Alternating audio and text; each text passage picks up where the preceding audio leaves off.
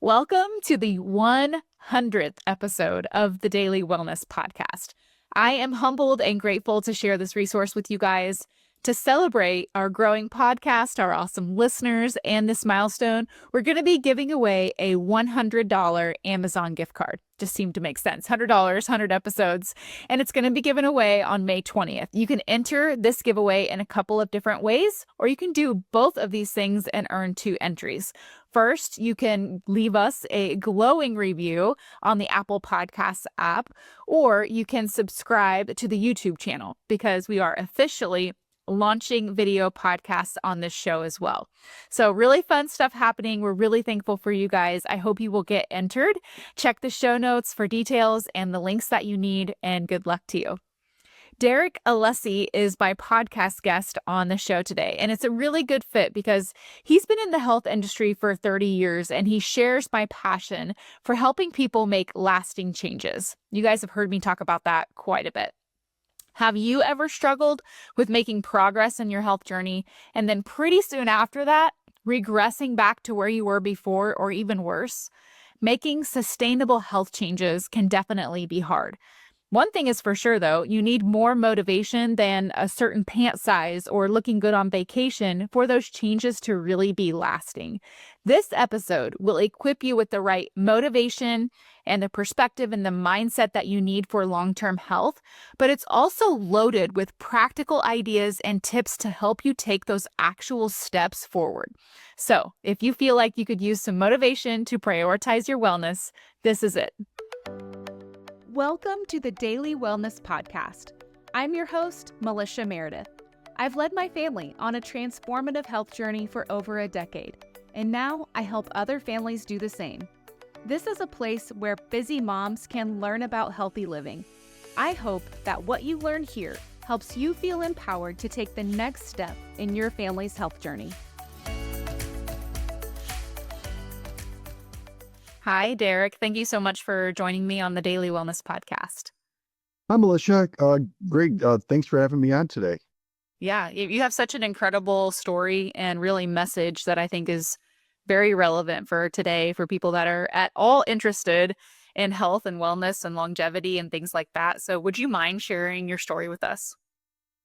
Well, yeah. In fact, it's probably not the traditional story. When people ask me, and I've been in the health and fitness industry now for over 30 years, being a master's degree in nutrition and having a PhD in exercise science, and they will ask, have you always known you're going to be in health and fitness? And the answer was no. I started undergrad to go to dental school. Wow. I was going to be a dentist, yes. And when asked why I was going to be a dentist, it was really 2 reasons. Reason number 1 is I had an uncle who was a successful dentist, and I was kind of following in his footsteps, and I always found it interesting. Secondly, because I was 244 pounds in high school. So I wasn't exactly the epitome of health and fitness. I never really thought much about it, to be honest with you. Now, both sides of my family happen to be from Italy. So both sides up. My father actually from Sicily, mother from Italy. There was no shortage of Italian foods. There was no shortage of Italian cuisine. In fact, to this day, and my mother is well in her 80s, she still makes her own bread, her own pasta, and her own sauce. And I grew up eating all of it, and it showed. So Wow. that's kind of where I started. Now, luckily, when I started undergrad, I had to take some prerequisites before looking at the dental school, and I had to take this brand new field called exercise science. It's not brand new now, but in 1989, it was brand new, and not many colleges and universities even offered it. So it was kind of a newer thing, and I didn't know much about it. But when I started taking it, it was kind of interesting because I didn't even know exercise had a science to it. I thought, people might jog or run or do some calisthenics or something like that, but I never knew that there was more behind it. And I found it interesting at first, but then more so than anything else, it finally dawned on me, I really need this. I need this for myself. I wasn't thrilled about wearing a 42 to 44-inch waist pant. I wasn't interested about being so heavy. So it kind of spoke to me. I jumped into it, and then really from that time, I never looked back. So I got very interested in it, and that was kind of the catalyst that started the whole cacophony of everything else that I've done. And what did you do first at that point when you knew this was something that you wanted to pursue? I got fit. So, to go a little bit further with the story, in about 15 to 16 months, I went from being at about 244 pounds to dropping down to about 159 pounds in on the stage of a bodybuilding contest. Wow. It was dramatic. My body changed a lot. I had a lot going for me in the fact that I was a male and I was young and I could build some muscle pretty quickly. Yeah. I didn't know too much about nutrition other than if it was packaged food, it probably wasn't that good for me. So I did stay away from packaged foods, anything in a can, a bag, or a box, any wrapper or anything like that. I just kind of stayed away. But I didn't know anything about macronutrient breakdown. I certainly didn't know about anything regarding meal timing, insulin, blood sugar levels, any of those things. So I got in shape rather quickly. A friend talked me into doing a bodybuilding show. I will never forget him for that. And I did my one and only bodybuilding show in the summer of 1989. Now, with that experience, I did enjoy the training of it, but that was the only part of the experience I did like. I didn't like walking on stage. I didn't like wearing posing trunks. I didn't like taking every piece of Italian hair off my body. I didn't like tanning myself and sleeping on a garbage bag for 3 days because I put wood stain on my skin. I didn't like using baby oil. Any of those things I didn't care for, but I did like the training. And I'll always remember that time. And that was kind of my early days of trying to get in better shape. Yeah. So that was kind of your personal journey. And then about professionally, how did you kind of get to where you are now? Well, interesting. I thought I would maybe work for myself, working with some people on the side as a personal fitness trainer. Now, mind you, we were talking a little bit off air. I live outside of Buffalo, New York.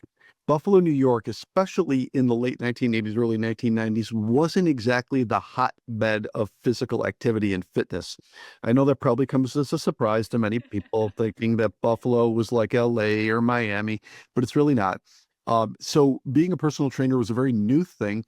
But at the same token, my early clients happened to be ridiculously successful individuals, which really helped me out a lot because it taught me how to think, act, and start to develop a business differently. Now, mind you, when I first started, I still thought I was going to go back to dental school. So I Wow. figured I'd work on the side. I needed some money. I needed to be able to pay for cars and my gas and books and so on and so forth. So I figured I would still be going back to dental school. After about 2 to 3 years of doing this, I thought, this is going pretty well and I'm enjoying it.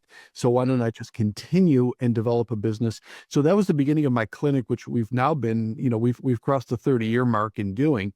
But that was really, really how it all started. Yeah. Congratulations on 30 years. That's amazing. Just think about all the people that you've been able to help at that time. Thank you. Thank you.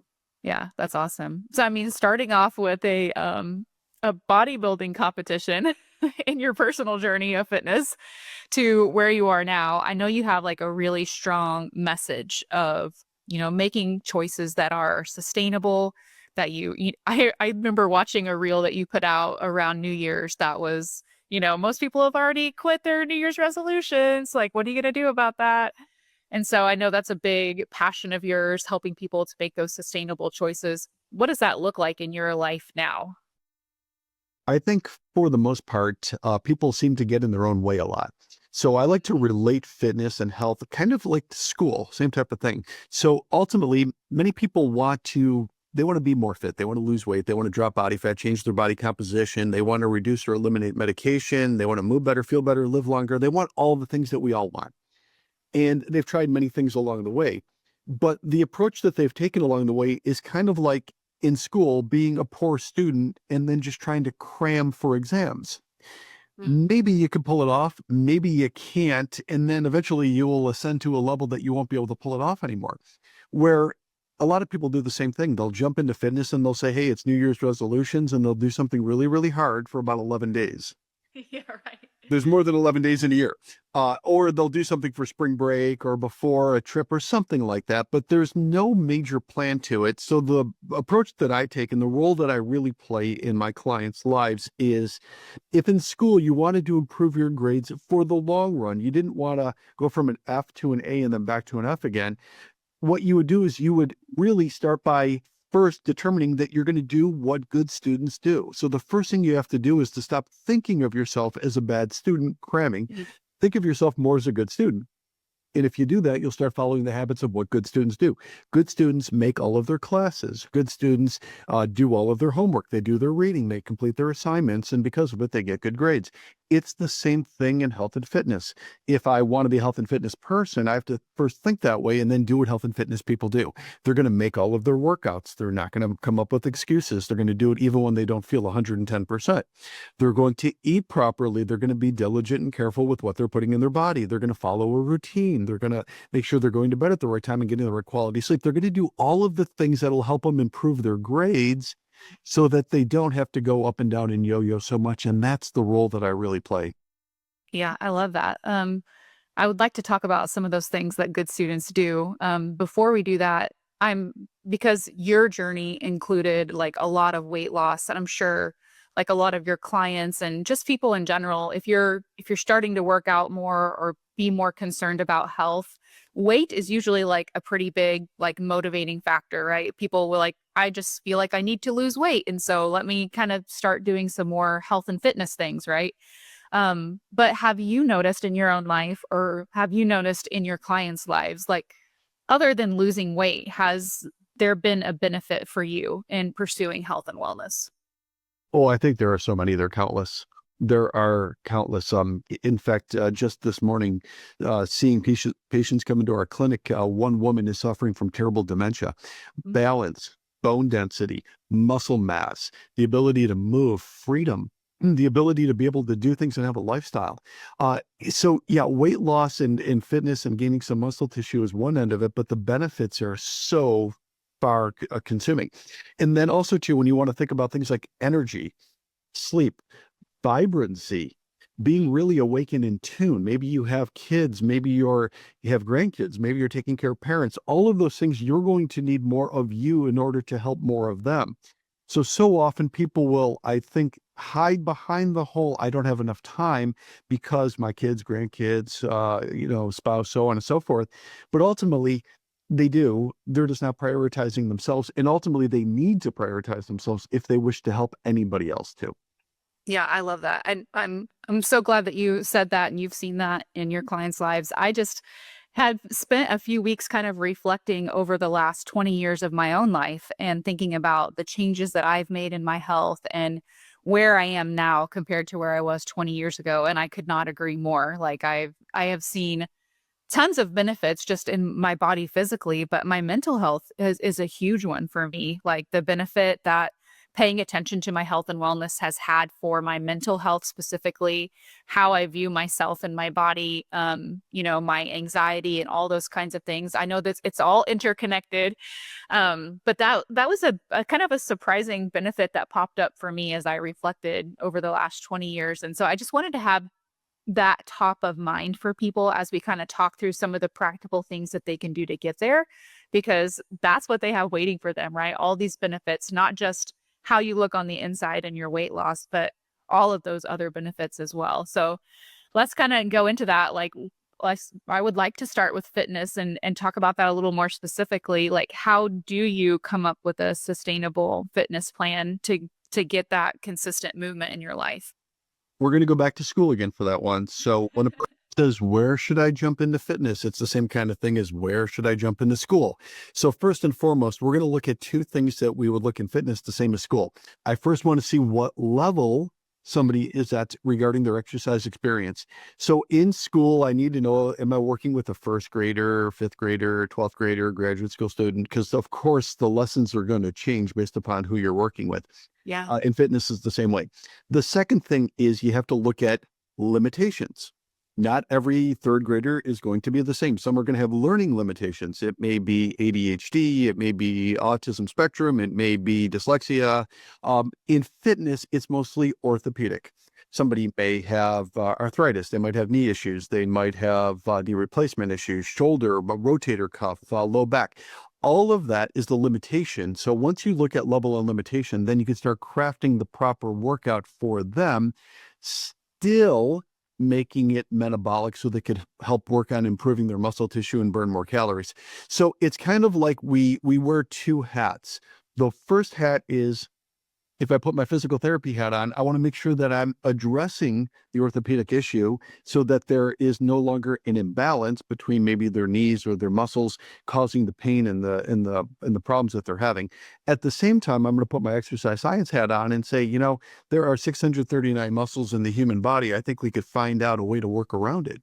Um, Marry those two things together, and you're always going to have a pretty appropriate workout based upon people that you're working with. Now, for me, I work with people that are over the age of 45. We do have even many people over 70. I'm working with about 32 people over 70. Oldest of all time was 97. So you could imagine the amount of different scenarios that we're handling at any given time, but it still falls back to that formula of level and limitation.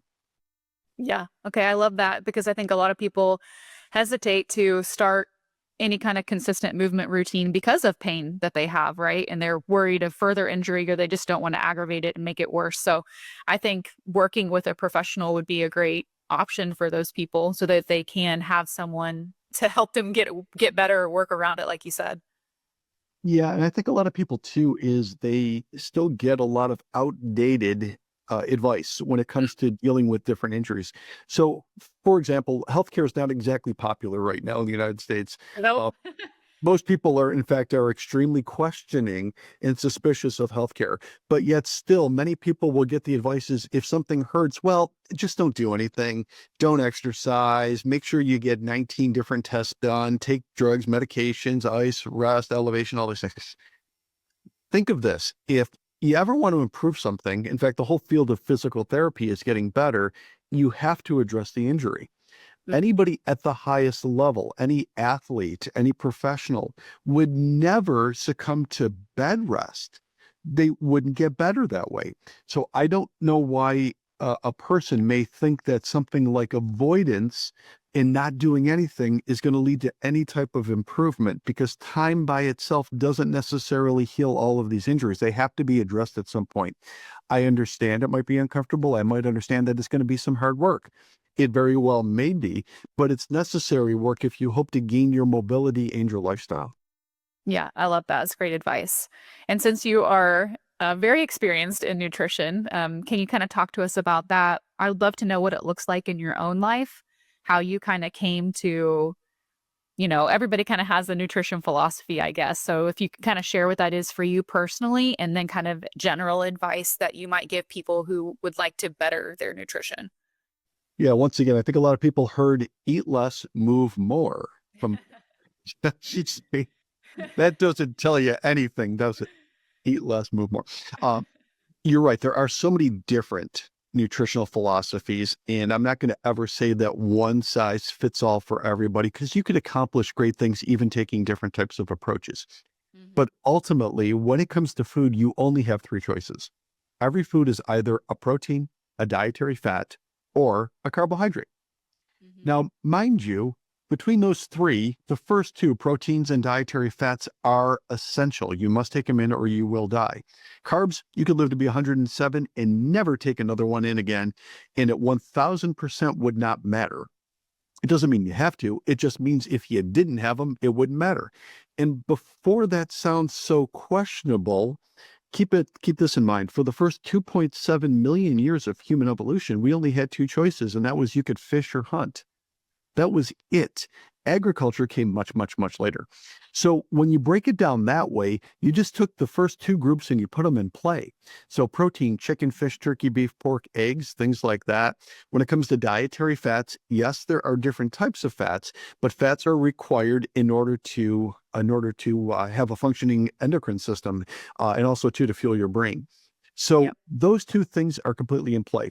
It's really the carbohydrates we could start breaking down a little bit more into different groups. And ultimately, the goal that I practice myself, the goal that I practice for my clients is how do we try to manage your insulin and glucose from changing too much? We never want insulin to go high. We always want to keep insulin low. And the way to keep insulin low in your body is to keep your blood sugar level from changing too frequently. Keep it in a nice steady range. If you could do that, not only will you drop a ton of body fat, you'll have awesome energy, you'll sleep like a baby, you'll be ridiculously healthy, you'll feel vibrant and alive and want to take the world on. So What is it about insulin that makes it so important? What when it gets up high, what happens in your body that causes so much trouble? yeah, chronic and widespread inflammation inside the body, and ultimately it will shuttle that sugar from the liver into stored fat. So, as an example, and I can name several different types of carbohydrates, they're not all equal, but a carbohydrate is just a single, a double, or a triple sugar bond put together. So, when people say, well, are vegetables a carbohydrate? Yes. Are fruits a carbohydrate? Yes. Are they all equal? No. What else is a carbohydrate? It could be a grain, it could be a starch, it could be a sugar, it could be a bean, it could be a lot of different things. Whenever you're taking in a carbohydrate that dramatically changes your blood sugar, you'll have a higher insulin need. And the reason why you have a higher insulin need is because too much sugar inside your blood vessels, inside your cells, will eventually start destroying and breaking down the vessel wall. The places we have the most amount of blood vessels, and the most amount of blood, of course, is in our organs. And that's why we have organ problems when our blood sugars are too high, hence the disease of diabetes. So the body being ridiculously bright and smart and not trying to have those problems happen, it increases your insulin, which shuttles the sugar out of your vessel into your liver, in which it will sit and hopefully used, but if not used, it will be stored as fat. So that's essentially the process in a nutshell. And insulin being high is what will trigger it, but it's caused because blood sugar levels are too high from consumption. How does somebody know if they're having insulin trouble? Well, the simplest way is, are you gaining fat? Hmm. Right. So there's a lot of ways to test it. But if you said, hey, listen, I am not going to get blood sugar level testings or blood sugar level monitors or insulin testing or even measuring ketones, which you can measure ketones in many different ways too. You could do it with urinalysis, you could do it with blood, you could even do it with breathalyzer. There are so many scientific ways to measure these things nowadays. But let's say that you aren't interested in looking at any of those. You just wanted the ultimate convenience. I'm going to be able to tell that my insulin levels are elevated from a few key things. And number one would be gaining body fat. If I'm gaining body fat, my insulin levels are too high. Mm. If I frequently find myself having very interrupted sleep and not necessarily having a hard time going to sleep, but having a hard time staying asleep, many different episodes during the night of being awake, and also having temperature regulations in which I'm sweating a lot, Mhm. that also is a very good indication that your insulin levels are too high. And then lastly, you would notice inflammation, maybe in the knees, maybe in the back, hips, even in the fingers is a great way to tell. Anybody that's ever just come off a weekend, maybe a holiday weekend, a lot of poor eating and drinking might feel that inflammation in their joints. They'll have a harder time putting on jewelry. They might have a harder time moving their fingers or their hands or feel stiff. They Mhm. might feel it in their face. That could be a place. Some people will tell me if they eat poorly the next day, they could feel it in their knees going up and down stairs. A lot of those are good indications that you could do just at the layman level, even before you jump into some of the more advanced testings that we were just talking about. Yeah, that's great. And I feel like if for me, protein is the hardest to get. So I'm like always concentrating on protein, trying to get enough protein, and then just being really mindful of carbohydrate intake. And I prefer to kind of think about it like you are talking about it in that instead of just thinking like, eat low carb or something like that, I'm thinking more of it in terms of regulating my blood sugar or my insulin, right? I don't totally avoid carbs in my life, but I try to be really mindful of them, when I eat them, how much I eat them, and things like that. So I don't know if that's helpful for anyone else listening too, because if you say just eat low carb, then people are just maybe going to cut out like bread and pasta, but there's carbs in so many other foods, that we have to be really mindful about. Yeah, there are. And also, too, I don't like to use the word never. So a person will say, so you never eat carbs. Well, never is a long time. And Yeah. it's not necessary. In fact, I'm not gonna ever say never, but the frequency, and I think you're alluding to that, makes a huge difference. Yeah. If I'm working with a 19-year-old athlete who's trying to get a scholarship for hockey, their carbohydrate need is going to be pretty high. If I'm working with a 62-year-old just recently retired accountant, we don't need that much glycogen inside the body. There's no Right. chance you're ever going to use it, but you could still have different times of carbohydrate consumption. So if you said, hey, listen, last weekend was Easter and I had, carrot cake. Listen, that's not the end of the world. I think that's fine. But what are you doing today? What are you Right. doing on any given Wednesday? What are you doing on any given Thursday? That is ultra critical. And ultimately, your life is made up of those times much more so than the special event times. I would look at it that Yeah. way and then start working on decreasing the frequency if you're looking to keep decreasing your body fat percent. Yeah. And I love that everything you're saying sounds very sustainable. It sounds very approachable, like, not impossible at all to do. And so I really like that. I have teenagers in my house. And so I had, especially when I hit 40 years old, I was like, I do not need to be eating like my teenagers. Okay. Like, I'm gonna have to change my own portions and how I build my plate and things like that up a little bit. So yeah, that's really smart. You have a supplement line. I it feels like you kind of specialize in those essential fats and things like that. Is that kind of because of what you saw missing in nutrition? Is it kind of what your supplement line was built out off of? Yeah, so I built it on two principles, but there's really three core values of it. And the two principles was I wanted to put together ingredients that were the best I could find worldwide. Hmm.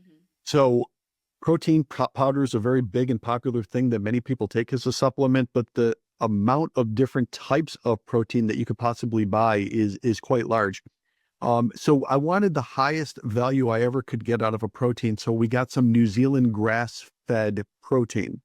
New Zealand has the highest standards in the world. If they call something grass-fed, it must be grass-fed 100% of the time. Now, the reason why you might want grass-fed protein is because it's going to be higher in B vitamins, higher in protein values, higher in iron, better dietary fats inside of it. All of the reasons why you want to get it into your muscle. So New Zealand, it's 100% of the time. In the US, you could call something grass-fed. If you grass-feed it, get this, 4% of the time or more. Four. So frustrating. So Four. frustrating. Because people will say, why'd you go to New Zealand? You could buy it here in the United States. Yes, you can, but you're not getting the same product. So grass fed 100% versus grass fed 4%. So that was one of the examples of things we looked to do. I also wanted to bring in what's considered the world's greatest cooking oil, which is Australian macadamia nut oil. It outperforms even the mighty olive oil in terms of temperature. You can go up to super high heat. Olive oil is a good oil, but not a great cooking oil because it breaks down at 350 degrees. And also, it has even a higher omega-7 profile of good fats than even olive oil. And lastly, it tastes rich and buttery. So when you cook in it, and you might put in your eggs or your meat or your vegetables, it tastes like you're cooking with butter, but it's something that's ultra healthy. So those were some examples, and there's more of the types of Yeah. products that we're looking for worldwide. Yeah. And then I wanted to put it in sustainable packaging. Yeah. So one of the things that always bothered me with supplements is miles and miles of these big obnoxious plastic containers. Protein came in these huge plastic Yeah. containers. Every vitamin, every capsule is in the plastic container. And it's not just so that the plastic is bad for the environment, which it is, it's even worse for you because it's a petroleum byproduct. It leaches, it puts microplastics inside your body. In the very least, it will increase your body fat percent by increasing your estrogen. But worse than that, it's going to lead to different neurological diseases, dementia, Alzheimer's. It's all been very well documented, and it could express cancer inside your body. So we wanted to put everything in sustainable packaging. So all of our products are put in aluminum, glass, or paper to make sure that there's none of that leaching going on inside the body. And lastly, and to your first point, is I wanted to make sure that everything that was on there would be things that would help an individual drop body fat, lower insulin, improve their energy, improve their digestion, improve their muscle tissue at any age, and live a healthier lifestyle. And that's what we've done with Strength Genesis. If the macadamia nut oil tastes like butter, then I am in. It'll be, That you won me over. we always say it'll be soon be your favorite. If it's not your favorite cooking oil of all time, please let us know because we'll be surprised and we'll get you your favorite cooking oil if that isn't it. That's how we feel about that oil. I know it sounded like I wasn't a fan of olive oil. I am. I'm a big fan of olive oil. It's just not a great cooking oil. Yeah. We do have an olive oil based salad dressing though, and it's the only one currently on the market that's made with 100% extra virgin olive oil. And it's so pure and there's no preservatives in it at all. It's the only salad dressing that you don't have to refrigerate after opening. So you Wow. could put it right in your cabinet or keep it right on the counter. It's called Origin Keto Salad Dressing. And over the last 6 months, it's been ridiculously popular. We have had a hard time. We've had multiple sellouts of keeping it in stock. So I am a fan of olive oil, just not for cooking. Yeah, I would agree with you too. Yeah. Well, to hear an Italian say that we should use something other than olive oil, I mean. Hard to believe, right? Right. So the other lifestyle factors that you kind of mentioned earlier, I mean, we talked about fitness, we talked about diet, you've also mentioned sleep, and some other things. Is improving your sleep really a result of, fitness and diet, or is it kind of its own separate category that we need to kind of work on separately? There's a lot of different angles of sleep, but the majority of people that suffer from poor sleep isn't because they're not lying on a mattress long enough. It's because their sleep quality or sleep efficiency ratio, you might see it a couple different ways, isn't good. Mm. So usually as adults, we start losing our quality of sleep, and it could be measured in many different ways, but ultimately you're not in deep sleep long enough. So when sleep starts, you start in light sleep, and then eventually you should go to deep sleep. And in deep sleep, you release something called growth hormone, which helps rebuild and repair your body. Now, most Americans are very deficient in being in this stage as they get older for several reasons. But the first reason is their body fat is too high, their insulin is too high. Secondly, they're consuming high carbohydrate meals and or alcohol anywhere near bedtime. Uh, Third, their oxygen is too low because once again, their body fat is too high. Fourth, their temperature regulation is off because once again, their insulin is too high.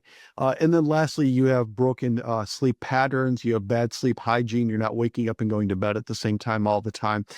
So those things all put together make a huge difference, not just in your health, because it will cause everything from heart disease, diabetes, and everything else, but also too in your productivity, in the quality of your life, in your energy, in your alertness, in your vibrancy. So fixing nutrition, fixing fitness oftentimes pays off dramatically where you're not looking for it, and that is in your sleep. Yeah, that's good. I kind of want to wrap up with some advice from you about people that are really facing barriers. So, going back to your good student analogy, which I really like, going to school, right, for your health. Um, I think that's kind of a mindset issue, right? Like you have to have that mindset of being a good student. I think and that could be a barrier if you don't have the right mindset, that's going to be a barrier to your health and wellness journey. Another barrier that I think that I have seen in some friends personally is just that it's all very new and a little bit overwhelming, right? But there's so much I need to change or so much I want to change that it feels a little overwhelming to start, or I don't feel confident. I feel a little embarrassed about going to the gym or whatever it is. It's just kind of new and overwhelming to take those first steps. So, what would your advice be to people that kind of are feeling like it's a big hurdle just to even start? Yeah, it is. In fact, I hear that from clients coming to see me all the time. They are intimidated to walk Yeah, that's good. into a gym. Yeah, so they don't know what to do. They feel as though they're going to be judged when they walked in. They don't want to embarrass themselves. Yes, it is a big thing. It is a real thing. And there's many different solutions. You don't necessarily have to go to a big gymnasium. I think a lot of people could go to smaller studios. They could work with personal trainers. They could do things on their own at home. There's a lot of different ways to accomplish it. True. I think the very first thing, though, a person before they put up a barrier just really must be honest with themselves. And a question that I ask people when they come in the very first time for a consultation, after going through all of their numbers and their evaluations and their goals, is I'll ask them, do you want to improve? And of course, somebody will knee jerk reaction and say, well, of course I want to improve. I wouldn't be here otherwise. I said, okay, are you worth improving? Mm. That usually stops them. Nobody's ever asked them, are they worth improving? And I'll be clear with them saying, I don't mean to me, you're worth it to me, but I'm irrelevant in this equation. Are you worth it to you? Are you worth saving? Are you worth improving? Are you worth this improving your life to you? And you need to think about that because you have to get to a strong enough why. Need by itself won't change somebody. And what I mean by that is I work with a lot of people that may have had a heart attack. And you would think, well, geez, if I had a heart attack, I'd really need to do this. I would definitely do it and take it seriously. That's not the case. It so is not the case at all. It's not an event. It's not a disease. It's not a condition. You must want it, but you must think about the importance of you. So if you start with the importance of you and really think for a second, yes, I am worth this. This is my life. This is my go around. I'm going to make the most of this entire process and me. I want to make the most of me. I'm important to me. Then we could start getting into some strategy, right? So we need to start that first there. Then, of course, we're going to be eating the way we mentioned. We want to lower insulin levels by having the right nutrition. We want to start some fitness. It is important where you're starting from. But first, get crystal clear with you and yourself and what you're looking to do. I love that. I feel like sometimes our motivation comes from external factors, like, you want to look like, somebody that you saw on TV, or, you feel judged because you don't look, healthy or whatever. So I love that solution brings an internal motivation, right? You're motivating from a place in your own heart where you're like, this is for me, right? That question of if you are worthy, that like almost brought tears to my eyes, because that's a really powerful question. And it is. And it's the only way to have lasting change. If you're doing this for anybody other than yourself to start with, it's not going to last. You must do this for yourself. Now, I do think we were talking about sleep before. We have a sleep crisis in this country. Yep. We have a mental health crisis in this country. And I think the predominant way and reason is most people don't see themselves as being valuable to themselves. See, once again, it kind of all ties in. I'm not saying that one solution of just working out and eating well is going to solve the world's problems, but it can solve individual issues for yourself, for you. So when you think about that, yes, I'm worth improving. Yes, I want to think more highly of myself. I want to improve myself. I want to be proud of myself. That's a big one I hear too. So a lot of people will be very defensive at first and say, this, I don't want to be vain and just try to look better. It's not about that. You must be proud of yourself. You must have self-esteem. You must enjoy yourself and have self-confidence. All of that starts internally before we even start talking about nutrition, fitness, and everything else that comes with it. So be crystal clear on that. And that is the ticket to start. And it has nothing to do with doing anything physical at all. It all starts, though, in your mind. And that's really where the hard work begins. Thanks for listening to today's episode on the Daily Wellness Podcast. We hope that you found it helpful for your own wellness journey. And if so, we'd love for you to leave a review. Then come back and listen for review shoutouts on upcoming episodes. For more information, check out the show notes and connect with us on our website, dailywellnesscommunity.com.